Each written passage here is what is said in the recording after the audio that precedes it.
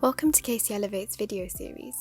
Be sure to check out our social media shown on the screen for more of our videos and resources to help you get into university. This video is on personal statements for medicine, dentistry and law. You can navigate to the timestamp shown on the screen to quickly skip to the area you're interested in. Medicine can be found here, dentistry here, and law here. Or for the summary, click here. Personal statement advice for medicine. So it's come to that stage of your medical application process where you need to start thinking about writing your personal statement. A really good personal statement for medicine will take the reader on a journey through all the experiences and insights you have gained in order to make an informed decision to study medicine. Now, before you start writing your personal statement, I think it's really important to look at what the universities you're applying to are actually looking for and how they will be using your personal statement. You want to structure your personal statement in a way where it's really easy for the person reading it to check off all of the criteria they're looking for. The first place you want to start when writing a good personal statement is planning. You want to start by getting a blank piece of paper and jotting down all of the things you want to include in your personal statement.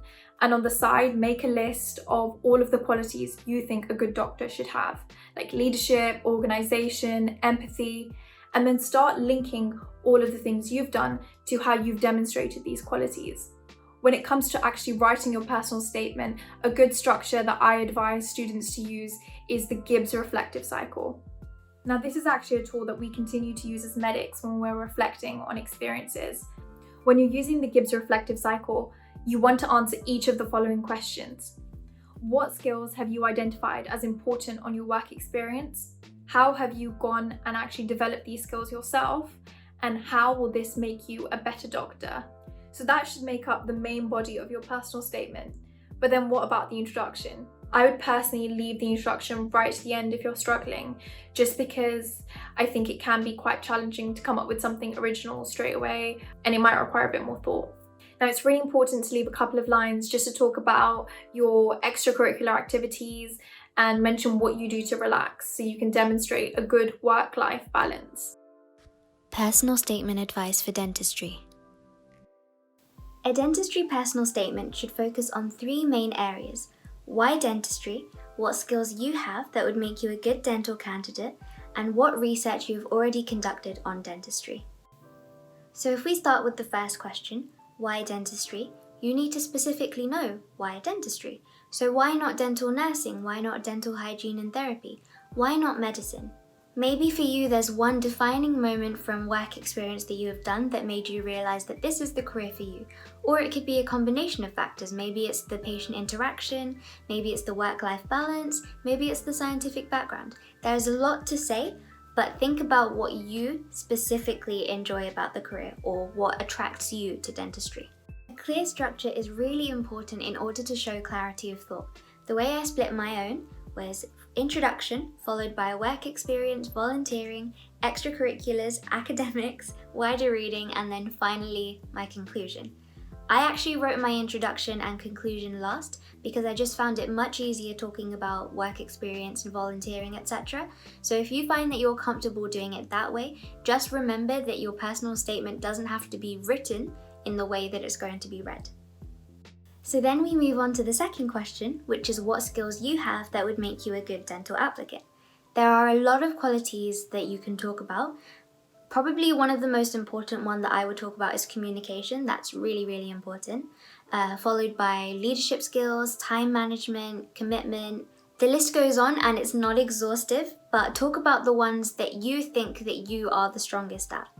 I know that unfortunately a lot of you guys this year won't be able to do work experience, so make sure that you really draw on your other experiences. So things like volunteering, part-time jobs. Think about the things that you have learned there and the skills that you have developed or improved on. I also want to mention that you're not going to be disadvantaged for not having done any work experience. Universities are really understanding and they're well aware that because of the situation, a lot of students won't be able to do work experience. So don't feel like you're at a disadvantage. However, that doesn't mean that you should relax because they're still going to expect you to have an understanding of the career. Therefore, I would recommend speaking to dentists. If you can't speak to them face to face because of the pandemic, call them and ask if you can have a few minutes of their time to talk about the career, the things that they're enjoying, the pros and cons of dentistry. Generally, dentists will be more than happy to help once they understand your situation, so definitely explain that you're a year 12 or year 13 student that is applying for dentistry and that you want to have an idea of what the career is like. Make sure you also do wider reading and consolidate your theory. So one journal that I would really recommend reading is the British Dental Journal. It's read by dentists and dental students alike, so it's definitely going to give you a lot of material to read and a lot of things to think about. If you are one of the lucky ones that has managed to do some work experience, make sure you specify how long you've done it for. So for example, if you've done 2 weeks at ABC Dental Practice, write that, because some universities aren't going to accept it if you don't mention how long. If your work experience has been delayed because of COVID, then still mention how long you expect to do it and when you expect to do it, because hopefully you'll manage to complete that work experience before your interviews, and dental admission officers will have that in mind. So finally, we move on to the third question, which is what research you have conducted on dentistry. So this is a question that you're going to be answering throughout your personal statement. So if you have managed to do work experience, you're going to be talking about the things you've seen, the things you've learnt, the things you've seen the dentists do within their team, things like that. If you were unable to do work experience, then you would be talking about the wider reading that you've done. So like I said, make sure that you're reading the British Dental Journal and make sure that you're in contact with some dentists and understanding what their day-to-day life is like. Ensure that you're asking them about the pros and cons of dentistry, because one thing admission officers really want to know is that you're going into the degree with your eyes wide open and you're not just focusing on the positives. They all know that you know the positives because those are the things that will have attracted you to the career in the first place. So they want to know that you also know the negative aspects. So things like stress is a really big factor in dentistry. So you're worried about nervous patients, you're worried about communication barriers, you're worried about litigation. Another thing is also backache, painful. So they do want to know that you're aware of things like that. Finally, I just want to add that your personal statement is all about you. Use your own voice and don't write what you think that they want to hear. Okay, so think about your experiences, your qualities, things that you've learnt that you think would make you good to be a dental student. Each sentence should relate back to dentistry and why you would be perfect for the career. I know that for some of you guys, it's going to be a real struggle talking about yourself, but honestly, you just have to go for it. So at the moment, they only know you on paper. They only know your grades, they only know your UCAT score. And I know that your personal statement is technically on paper or technically on a computer screen, but what I'm trying to say is that this is the stage for you to become more than just a candidate number. You become a person to them with all of these qualities and attributes and experiences that would make you a great dental student and eventually a great dentist. Personal statement advice for law.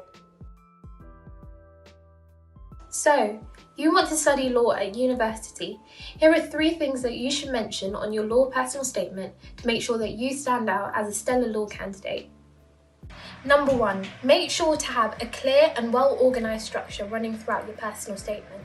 You've got to remember that admissions officers are reading thousands and thousands of personal statements, and if you make sure that your one is well presented, it's already going to make you stand out as a candidate. This is the structure that I would recommend that you use in your personal statement. Paragraph 1, make sure to mention why you want to study law and what has sparked your interest in the subject.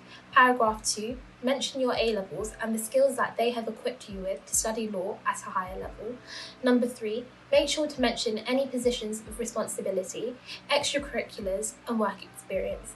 And paragraph 4 is your conclusion, where I would also mention a piece of independent research that you have conducted that has cemented your passion for law.